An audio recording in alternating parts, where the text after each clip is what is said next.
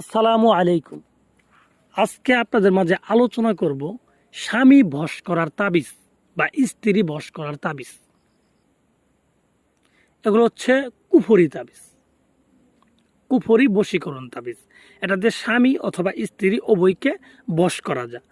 বশ করা মানে তাকে বাধ্য করা, তাকে নিজের মতো করে চলানো। এক কথায় আপনি যা বলবেন সে তাই শুনবে, আপনার কথায় উঠবে, আপনার কথায় বসবে, আপনার পায়ের নিচে পড়ে থাকবে। আপনি যদি তাকে গায়ে হাত তুলেন, তাকে যদি মারেনও, সে আপনাকে ছেড়ে যাইতে পারবে না। আর সে যদি দূরে থাকে, কোনো দূরের ব্যক্তির জন্য যদি করেন, তাহলে কি হবে? সেই ব্যক্তি যতক্ষণ পর্যন্ত আপনার সাথে কথা না বলতে পারবে, তার বুকের ভিতরে চাপ দিয়ে ধরবে। যখন আপনার সাথে কথা বলবে, তার ভাল লাগবে। ঠিক আছে? আপনার সাথে কথা বললে তার ভাল লাগবে। এবং যদি আপনি চান তাকে আনার জন্য, এটা উদ্দেশ্য করে যদি লেখেন, সে যেখানেই থাকুক, যেই অবস্থায় থাকুক, আপনার কাছে চলে আসতে বাধ্য। কিভাবে চলে আসবে এটা আপনার চিন্তা করতে হবে না। ঠিক আছে? সে চিন্তা করবে, কারণ সে আপনার সাথে দেখা না করে থাকতে পারবে না। মানে এতটা ফাফুর করবে আপনার জন্য, এতটা মনে পড়বে আপনাকে, মানে কল্পনার বাইরে। ঘুমের মধ্যে সে স্বপ্নের মধ্যে চিল্লায় উঠবে আপনার নাম বলে, এরকম সিরিয়াস অবস্থা হয়ে যাবে। এগুলো হচ্ছে কুফরি বশীকরণ তাবিজ। তো ভিউয়ার্স, যারা নিজের স্ত্রী বা নিজের স্বামীর জন্য করতে চান, যে আপনার স্বামী আছে বা পরকীয়া করে আরেক জায়গায়, হ্যাঁ, আপনার কথা শুনে না বা দ্বিতীয় বিয়ে করছে, আপনাকে দেখে না, তার ক্ষেত্রে কিন্তু আপনি এগুলো করতে পারেন। স্ত্রীর ক্ষেত্রে সেম ততরূপভাবে আপনি কিন্তু স্ত্রী যদি পরকীয়া করে বা বাপের বাড়ি চলে গেছে, আসতে চায় না, বা অন্য জায়গায় চলে গেছে, আসতে চায় না, তো তাকে কিন্তু আপনি এই তাবিজটার মাধ্যমে ফিরিয়ে আনতে পারবেন আপনার কাছে।